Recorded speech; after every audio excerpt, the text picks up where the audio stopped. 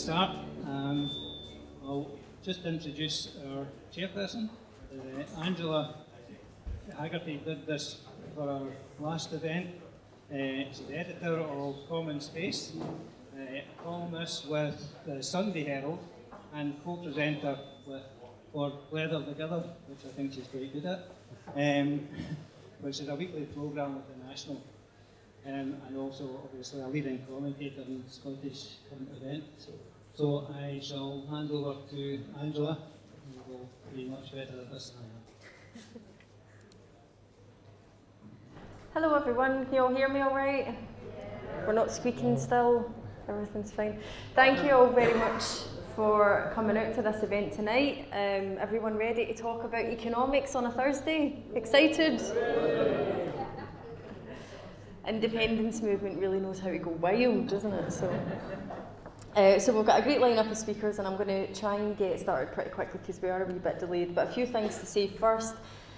The toilets are back in that direction, past the door that you came in. If you don't know where they are, there's a fire exit at the back of this room. There's a fire exit through the bar, I believe, and also you can go out through the door that you came in, should you need to. Another thing, if you've got a mobile phone, could you please switch it to silent? And if you've got a phone or a tablet that is using EE, we would really appreciate it if you could switch your mobile data off. The reason for that is because it interferes with the live streaming that Independence Live is trying to do.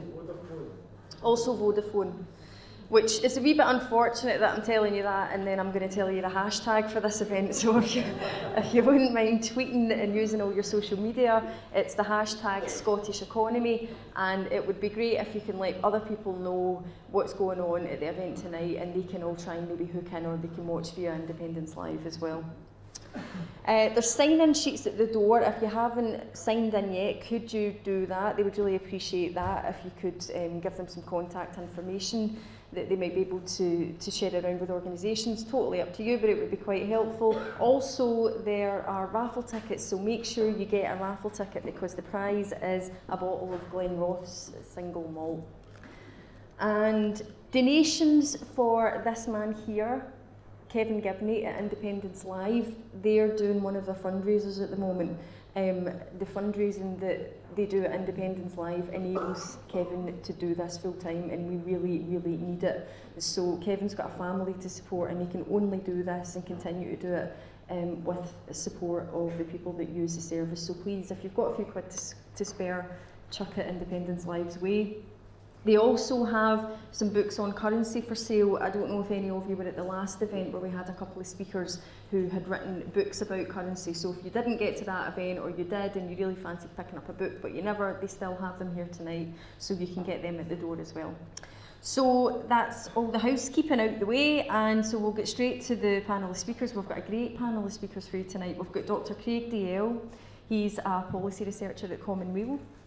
And we have Graeme McCormick here, who is a solicitor, and he's been involved with the independence movement for a fairly long time, since 1973. And we also have Gordon McIntyre-Kemp, who's the founder and chief executive of Business for Scotland. So we're going to kick off tonight with Craig, and he's going to speak about how, is it GERS or GERS? Can you hear me? Yep, I prefer GERS. GERS could mean something else. How GERS relates to an independent Scotland. We'll go with GERS. How GERS relates to an independent Scotland. I'll confess I'm not a football fan, so GERS it is. We do love GERS, don't we? Our annual self-flagellation over Scottish accounts. And this year we got 2 of them because 2016's just been brilliant. And how are we doing the slides?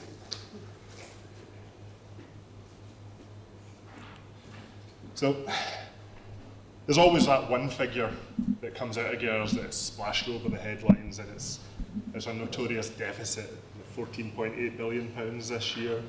And I know you're all hoping that I'm going to stand up here and tell you, oh, but GERS is absolutely useless, it's completely wrong. I'm not going to quite do that, because it probably does tell us the state of Scotland within the Union. What it does not do is tell us what Scotland looks like independent. Now, there's a lot of reasons for that, and we're going to focus on just one of them in this talk. And and that's to do with the amount of money we spend on the UK's debt interest repayments. Because that's one of the major things that changes when countries do separate, is how they separate the debt and assets. Now, I wrote a paper on this for Commonweal a couple of months ago now, so I'm just going to speak a little bit to that.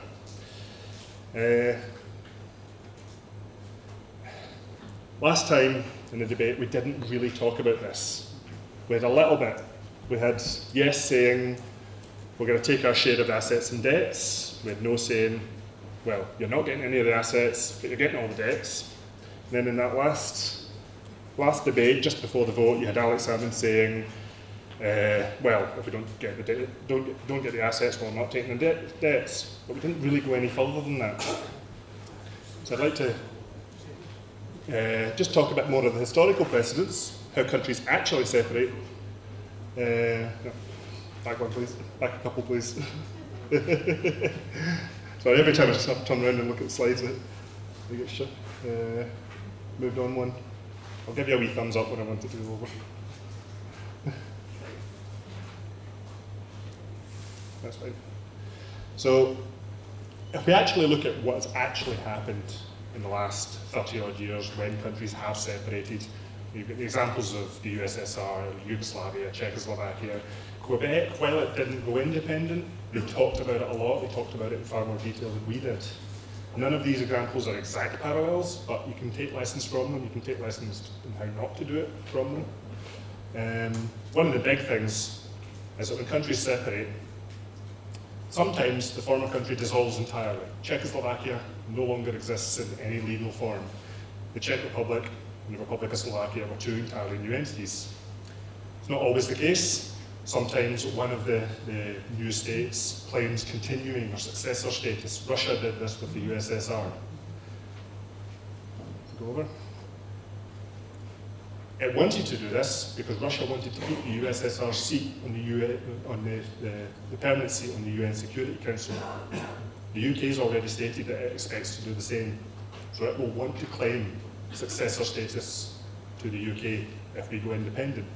The price of this is that the UK will claim all, or the remainder of the UK will claim all of the UK's debts. Scotland owes nothing, it will default on nothing. Now we go into the discussion of what do we want to do with that. Quick digression though.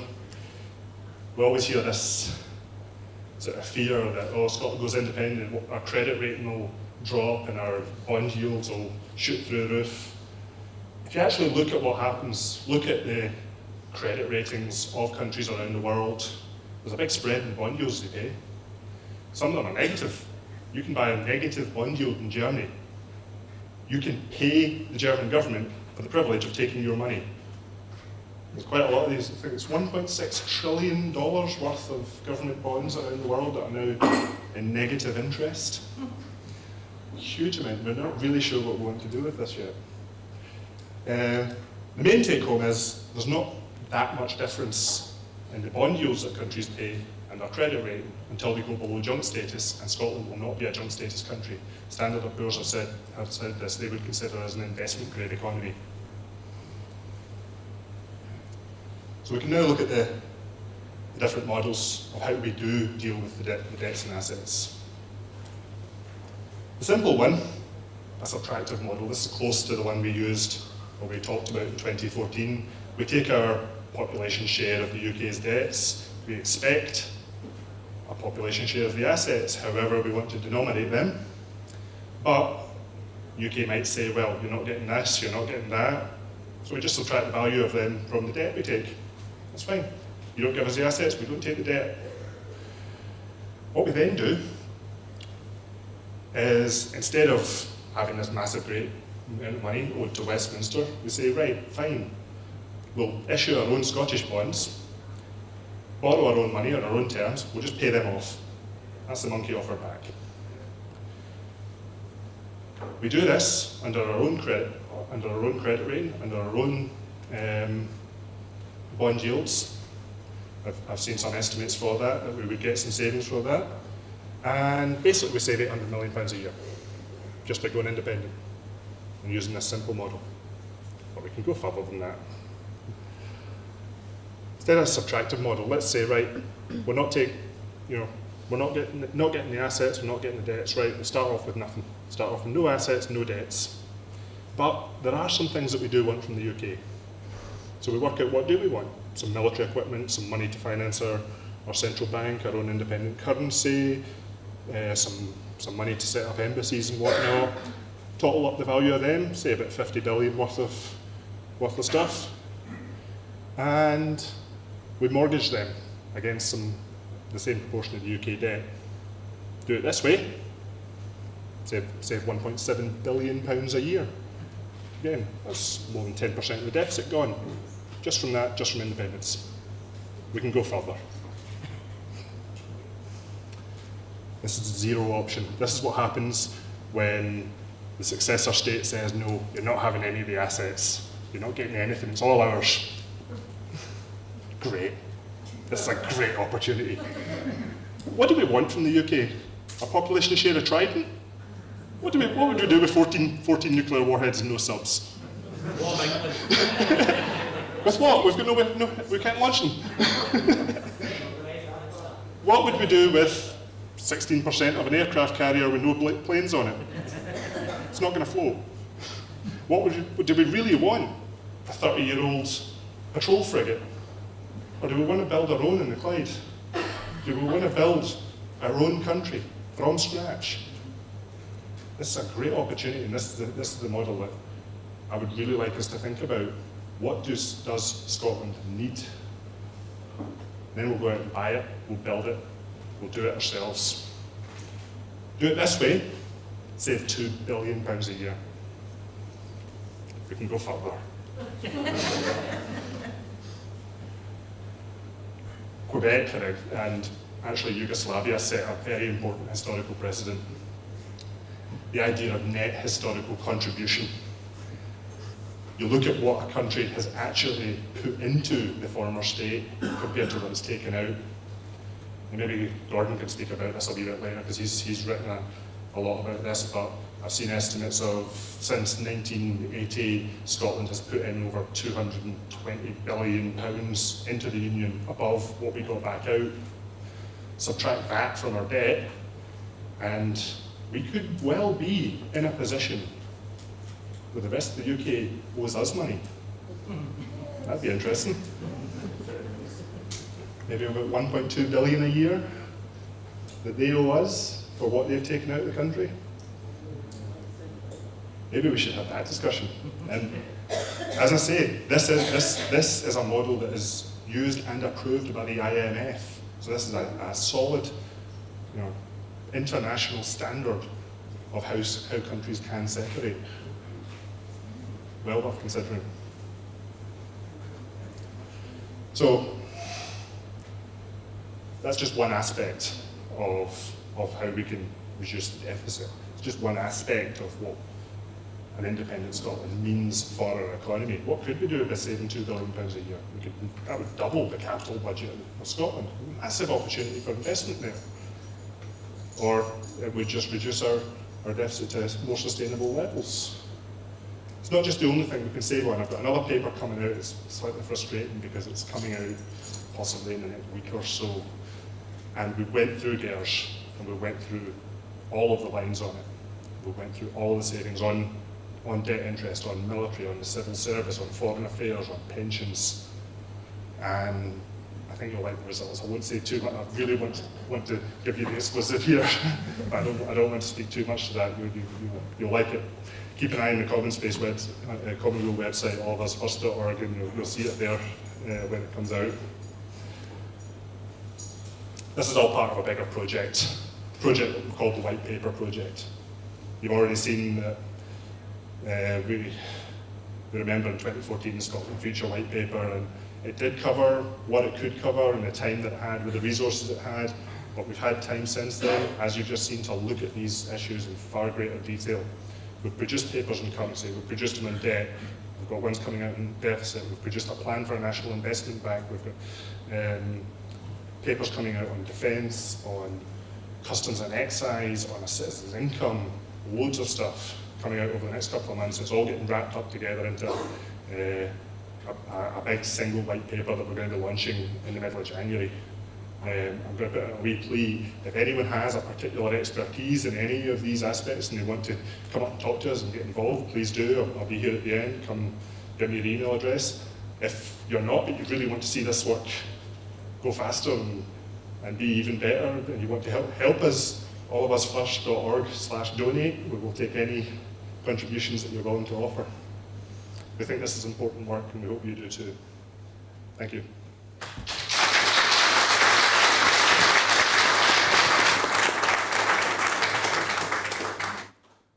Thanks very much, Craig. Just to let you know, I should have said probably at the start that we're going to take the presentations first, and then we're going to have a quick 10-minute break, and then when we come back after that, that's when we'll open it up to the floor for Q&As. So you will get a chance to ask all the questions that you've got. So we'll move on to Graeme McCormick next, and he's going to speak about annual ground rent.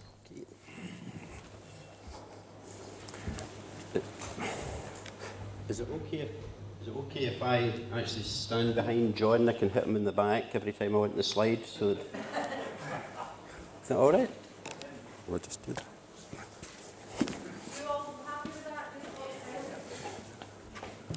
Okay, can everyone hear me? Oops, I don't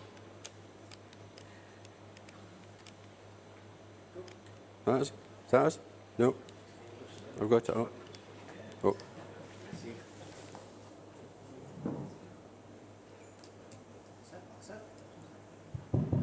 Yep.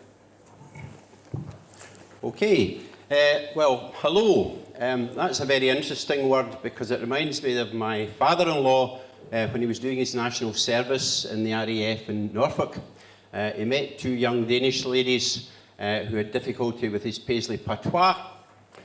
So they asked him if there was a Scots word for hello, and he said, yes, keich.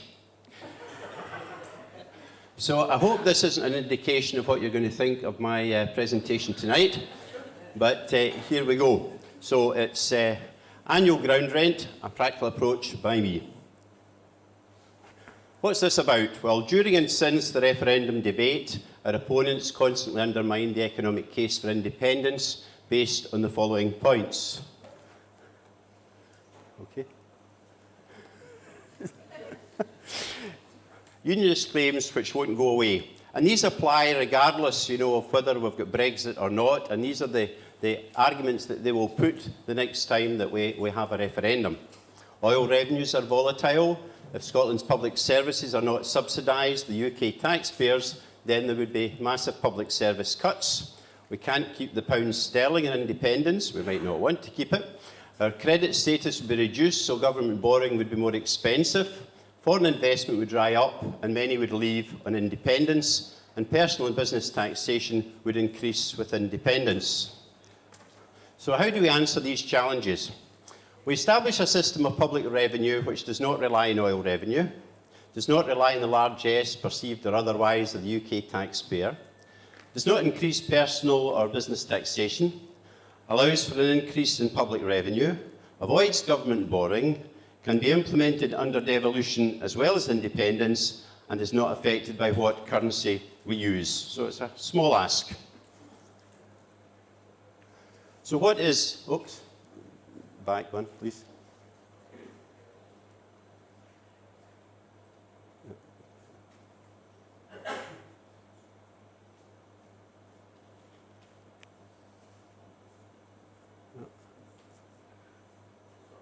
That's okay. Right. So what is annual ground rent? It's a fair way to fund all public services through every part of Scotland's land, built upon or not, contributing a rent without the need for any other type of Scottish, UK or local government taxation or charge. Okay? Now, Scotland's land, excluding the seabed, is 78 billion square metres. And to allow for the fact that most of urban Scotland comprises properties over 1 floor in height, we've multiplied the area defined as urban by a factor of 3. So we assume for the purposes of AGR that Scotland's land area is over 90 billion square metres. All right. So the total annual public expenditure, according to the most recent GERS report, which includes what's spent in Scotland by EU, UK, Scottish and local government agencies, it's over £68 billion. But we need more, not just to reverse the austerity agenda, we need substantially more public funds to transform Scotland's infrastructure, so let's increase the annual expenditure by 14% to £78 billion. And if we divide that by the AGR land area, that gives us an AGR rate per square metre of 86 pence. Okay.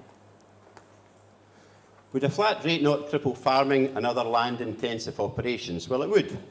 Because an arable or rough grazing land of, that's about 100 acres, would pay annual ground rent of £336,000, which even with the cap payments is clearly not sustainable.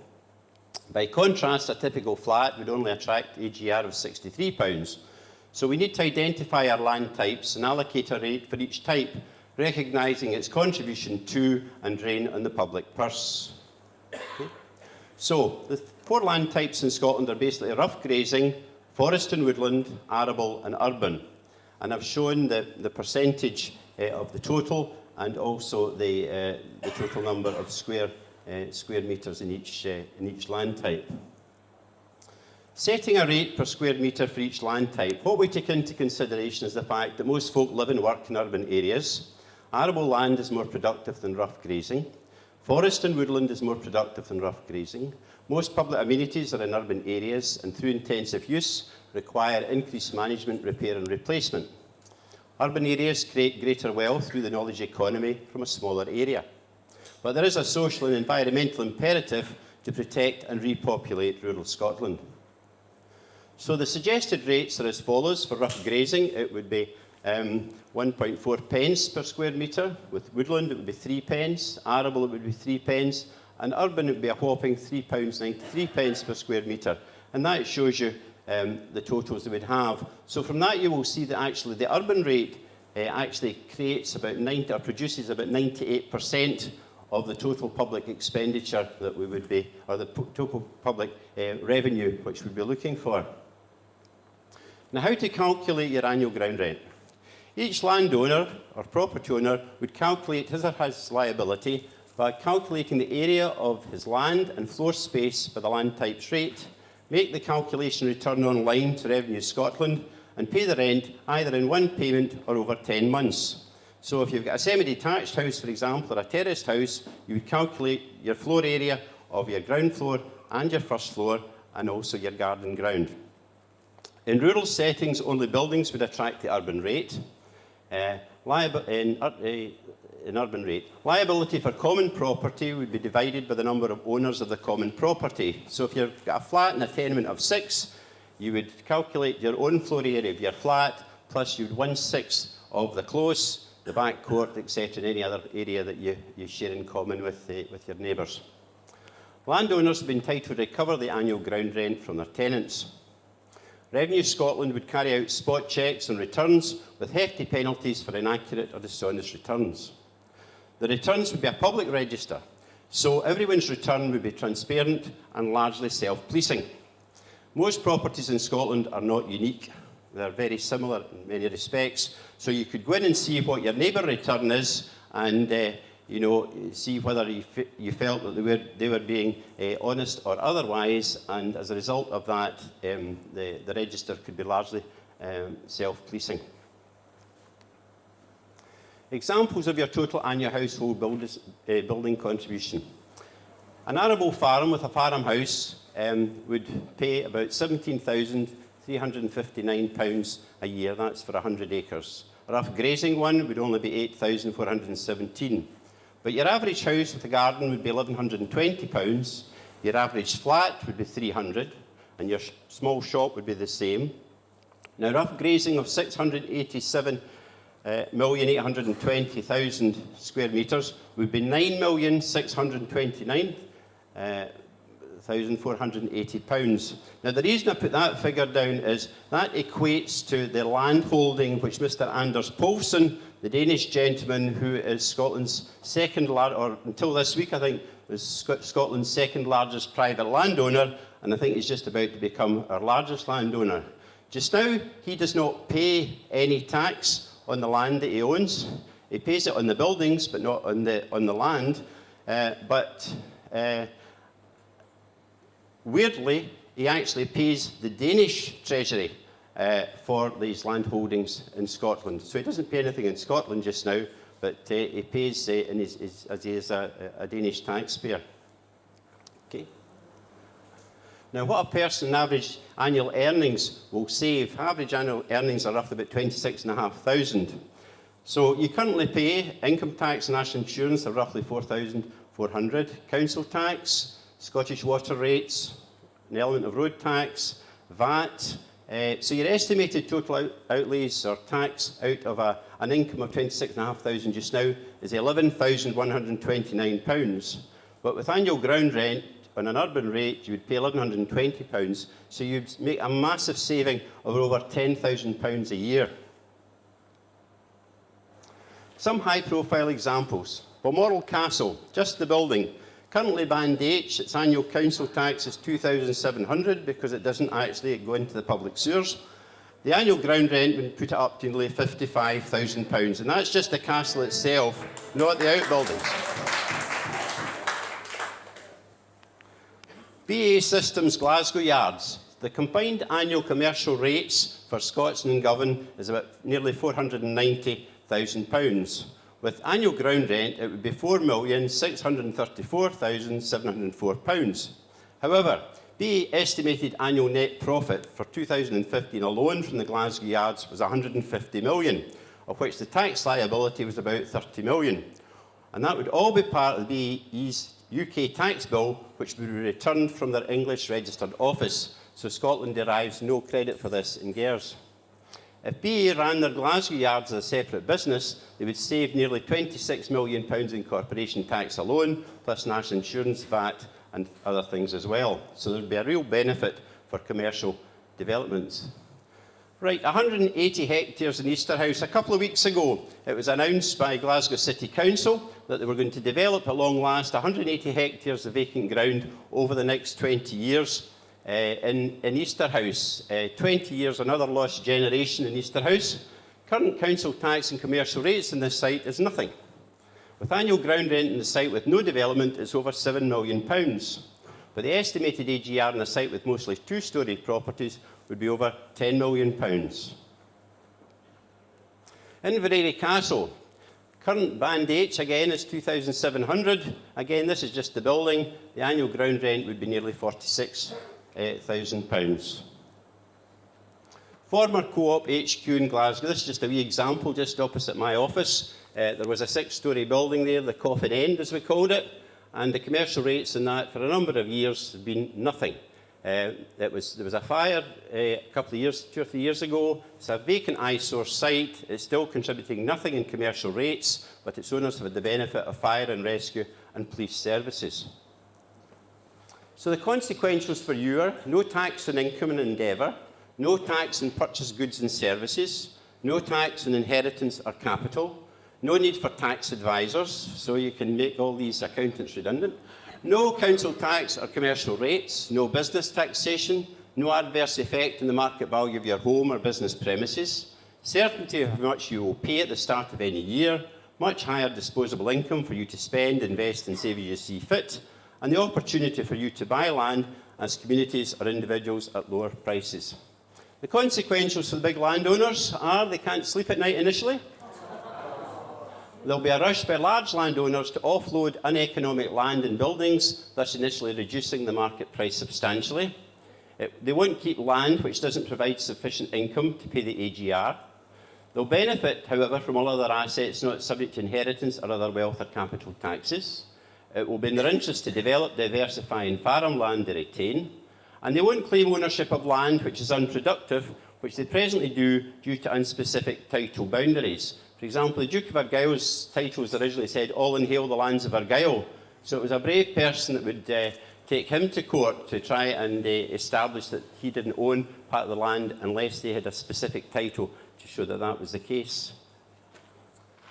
Okay. The consequentials for local authorities, because they're big landowners however, they would increase their budgets by roughly 18%. I've given the example of Aberdeen City. There'd be savings in national insurance contributions, savings on other tax liabilities, but they would need to manage their land and property portfolio to meet the AGR charge. It would help housing shortage by releasing surplus land. It would reduce bureaucracy and major reduction in the empty properties and derelict sites. The consequentials for Scotland: certainty of source and amount of public revenue, no tax evasion or avoidance, and 100% collection, because you can't take land with you, it's always there. Substantially more public and private funds to invest in Scotland's future and abolish poverty. All the wealth from our seas, and it's not been included in this, can be invested in a sovereign fund for future generations. Scotland becomes a true property owning and sharing democracy, encourages business to set up and invest here, encourage immigration of high-spending individuals. Public finances are always in credit. It reduces the bureaucracy of government because it's such an easy tax to collect. It really ends the black market, and who needs tax havens when you've got a system like this? Okay. Now, understanding the source of this substantial increase, a jaw-dropping savings by Nicola and Peter Public. Huge areas of privately owned derelict and empty land and floor space in urban Scotland. There's huge area of publicly owned land and floor space, estimated at 9 billion square metres, of which probably 10% is urban, not contributing to national revenue. Apart from buildings, all of rural and urban land contributes nothing directly to national revenue. Areas and properties owned by charities like National Trust are not contributing to national revenue. The foreshore, most of which is currently managed by the Crown Estate, contributes nothing to the national revenue. So the options under devolution are: reimburse all or part of the UK imposed taxes to Scottish personal and corporate taxpayers, use part of these funds to create a basic national income to abolish poverty, give councils the opportunity to charge their own land type rates, exempt or relieve certain land holdings, for example charities or public land, from AGR, and options under independence. We wouldn't rely on oil revenues, we wouldn't rely on the largesse of the UK taxpayer. It doesn't increase personal or business taxation. It allows for an increase in public revenue, avoids government borrowing, is not affected by currency, but gives Scotland control of its economy. Okay, so join the debate. I've set up this website to www.annualgroundrent.com. Please register if you're interested in this, or indeed contact me at my email address at the office, graeme@conveyancingdirect.co.uk. So that's the presentation. Who would have thought you'd have heard from an SNP member talking Keith? Thank you.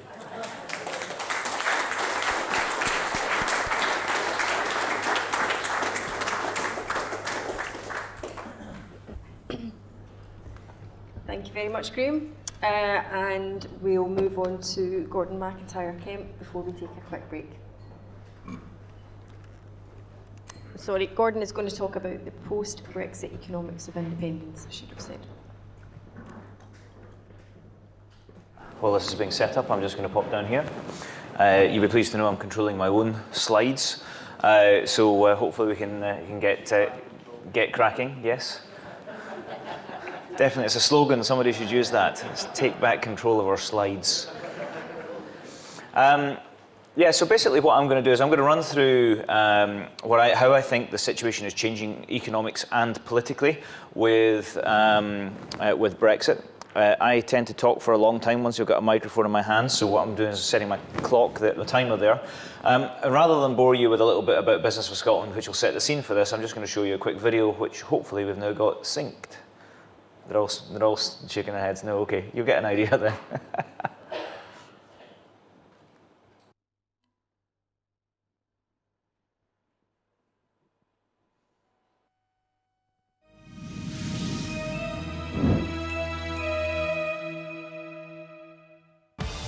We are business for Scotland. We are business owners, directors and entrepreneurs, and we believe in Scotland. We believe that we can create a better nation, a fairer, more prosperous Scotland. Scotland's most active, dynamic and influential business group, we support independence. Our grassroots independence campaign helped take us to the brink of victory. And when the UK moved towards Brexit, our economic research and EU campaign helped deliver a Remain vote in Scotland. we make the case for Scotland's future prosperity through independence, using hard facts. We lead from the front, we stand for SMEs and for policies that enhance growth and prosperity. Scotland's future at the moment is still an open question, whether that's around Brexit and forging new relationships with Europe, whether it's around redefining the relationship with the other nations in these islands, or indeed taking our place as an independent country. The business community, in its broadest sense, is open to those possibilities. Business for Scotland is an organisation going from strength to strength, and it gives a voice for business, and it's more important than ever that business has that voice. No other business group speaks for Scottish business like we do.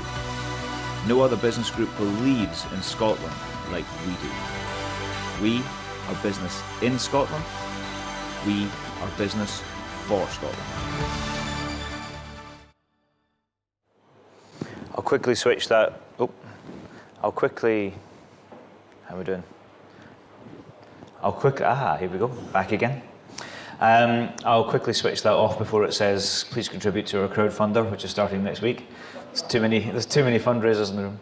I want to talk about the economics of Brexit. And to put this into context, we're going to talk about the pound and what's happening to the pound and what that means to Scotland and what it also means to Scotland in terms of one of the big decisions that has to be made before the next referendum. But first, let's remind ourselves as what it is we're actually leaving when we talk about Britain leaving the EU. The EU is 28 member states, about to drop to 28 because Scotland will be staying in when England leaves. 500 million people, which account for approximately 25% of the global economy, because those 500 million are also amongst the 500 million highest paid people. It's a very important economic grouping. 25% of the actual global economy.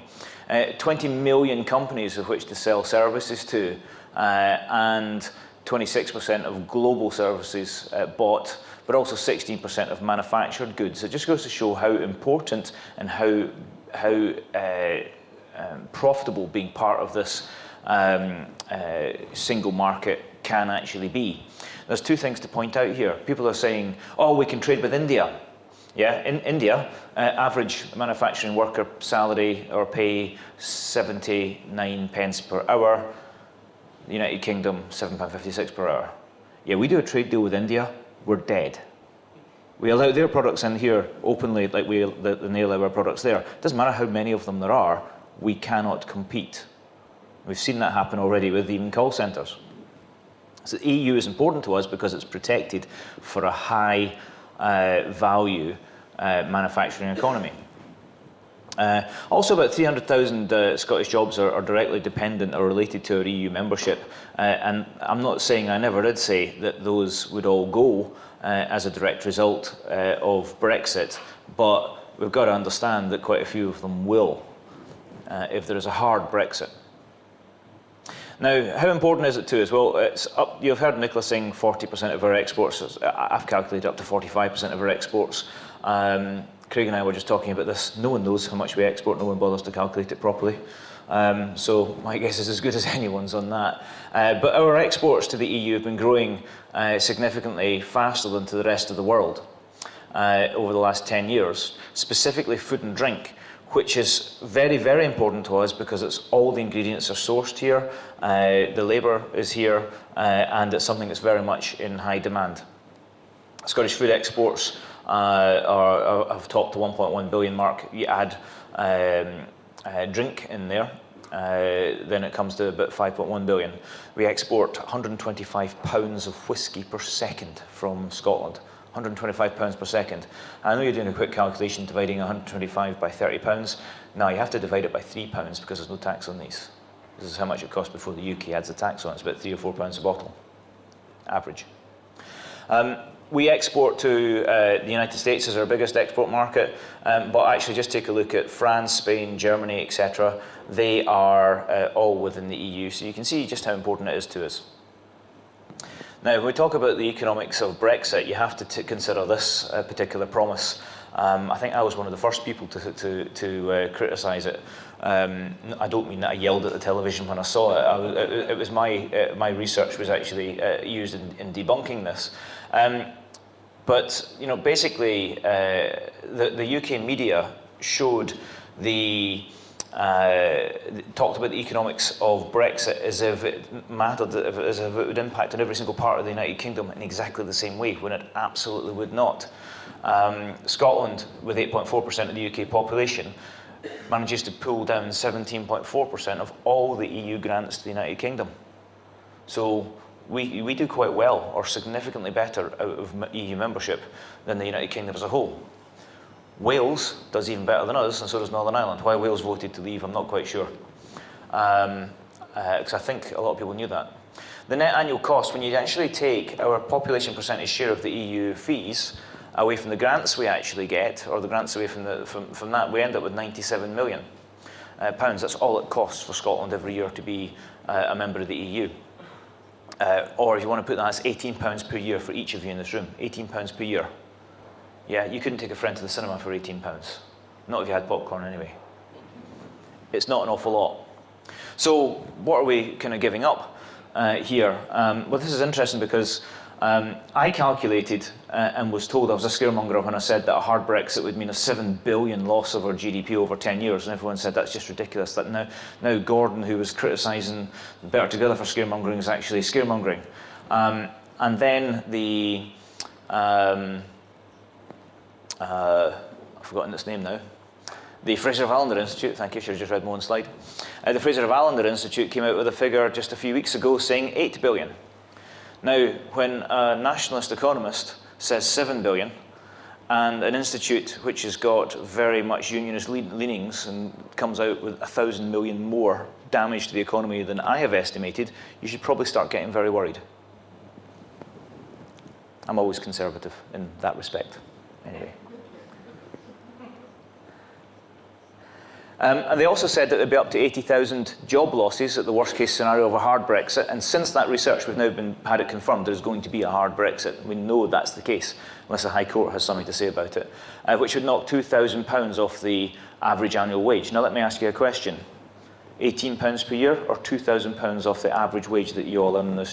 Who wants the £2,000 loss? Anybody? Who would rather pay the £18 a year? Everyone? Yeah, I thought so. But what's actually happened is that the pound has become extremely volatile. And the pound has been kept artificially high for a period of about 35 years, specifically to help the London finance market, because assets that are sold are denominated in the pound, be it property, be it gilts, etc., are more attractive to international buyers. Also, the pound, having been kept artificially high, is one of the IMF's reserve currencies. So basically, countries all over the world trade with one another using pound sterling as one of the currencies, so they keep a reserve of it. And that, again, keeps the value of the pound high. It's now been dropping. It's been highly volatile. It's going back up and down. The High Court decision today has had it go up a little bit, and then it's going to be dropping down again when Article 50 is enacted. Who knows what's going to happen to the pound? What we do know is that since Brexit, exports just got about 20% cheaper, but components also got about 20% more expensive, and this is the problem. A lot of people think that what you can do is, because the pound is slumped, you can now export a great deal more than you did before, because it's now our goods have become cheaper elsewhere. Yeah, fair enough, that was the case 40 years ago, but keeping the pound high for all that time meant it was easier to buy components from India and China and Taiwan than it was from Rutherglen and Kilmarnock and East Kilbride. So all the suppliers in Scotland shut down, and the main manufacturers now buy in as much. So basically, there's no benefit to exporting, unless for the food industry there certainly is, for the whisky industry there certainly is, because they don't buy components in from abroad. So it helps Scotland, but it doesn't necessarily help manufacturing in England, which is a lot more component-led.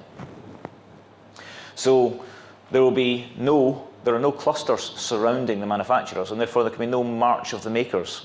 So you can't then say, oh, we're leaving the EU, and as they've claimed, we're going to actually have a march of the makers, we're going to start manufacturing things again. We can't. You know, the high pound strategy over 35 years has cut the legs off the makers, they can't march. I've mentioned this, the currency state is under threat. But look at what happened. As I say, it's gone up a little bit, probably to about there today, which they're talking about as some sort of huge relief. It's like I've fallen off a 500-foot cliff, but it's okay. I've bounced at 480 feet. And so there you can see, you can see that's what happened when the Brexit vote came in. Now I ask you, you're looking at this. Do you bet on the pound right now? Do you invest in the pound? No. Exactly.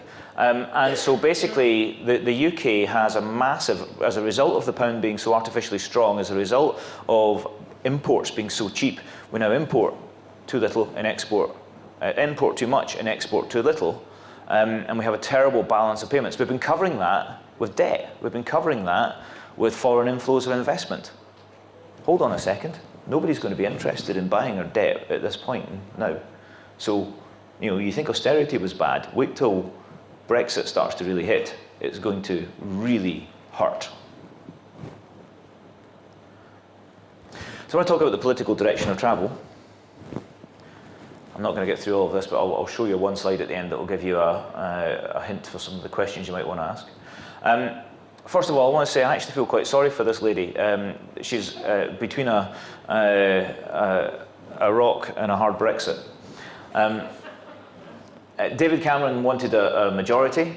He knew that he needed to promise a referendum for UKIPers to jump in the last 2 weeks. It happened, he got his majority. She doesn't have any choice.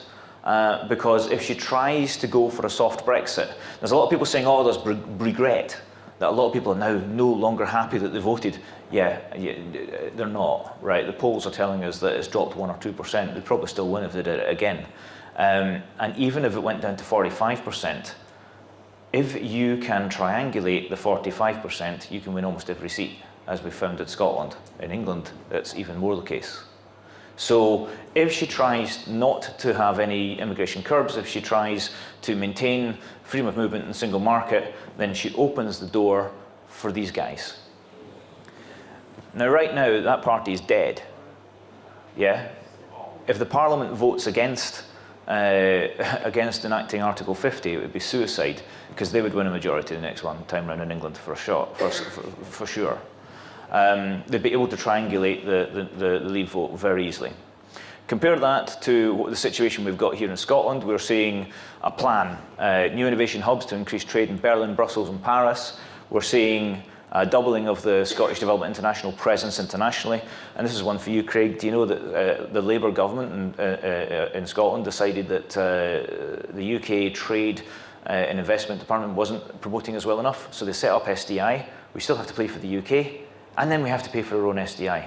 You can take all that activity out of jars. There's thousands of examples just like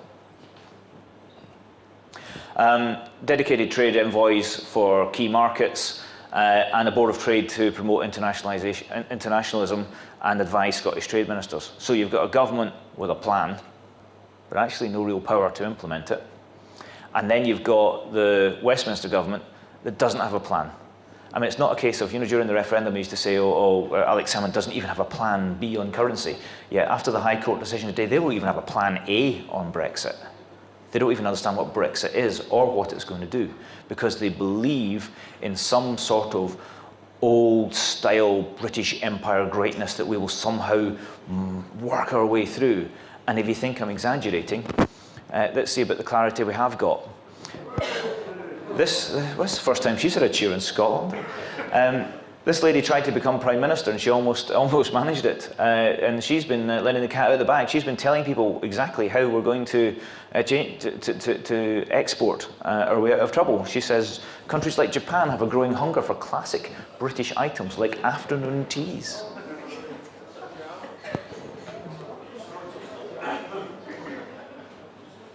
So she said, British classics like tea. Hold on a minute.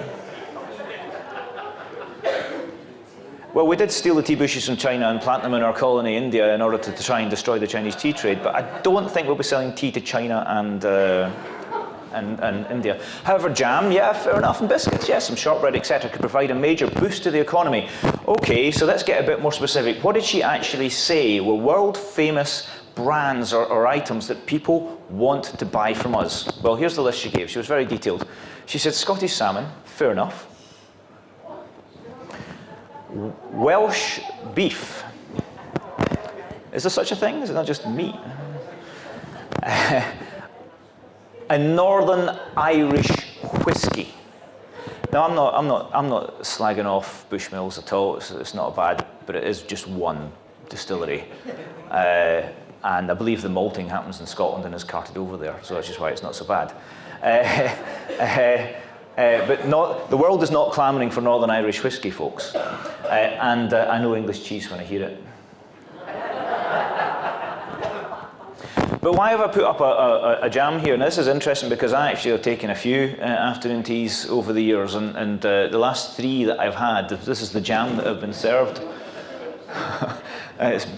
So the Japanese might be buying French jam afterwards. I had a sunny with that today. Now the final thing I was going to say is that we've also had the High Court ruling today. And this High Court ruling says that the Prime Minister does not have the power to actually enact Article 50 without going to Parliament. Now, I think there might be a few questions on this because it's going to be very, very interesting. Parliament will vote it through. There was a massive majority in England. Nobody's going to expect to hold on to the seat if they say, nah, let's stop it now, okay? The only people who might do that are the House of Lords. But it would be ironic beyond belief if we were told that the EU is unelected and we have to leave it, and then the House of Lords were to stop us leaving it. That would just be beyond belief. But it's a possibility. The vote is not a problem. There will be a vote. The SNP will definitely vote no because they've got a mandate from the Scottish people to say, no, you can't enact it. That's great. That's expected. There will be some Tory rebels, and that actually means, therefore, that Labour will have to vote it through, which is going to be quite interesting. We don't know how the Liberals will vote. In Scotland, Carmichael will probably vote one way and tell the press he voted the other way.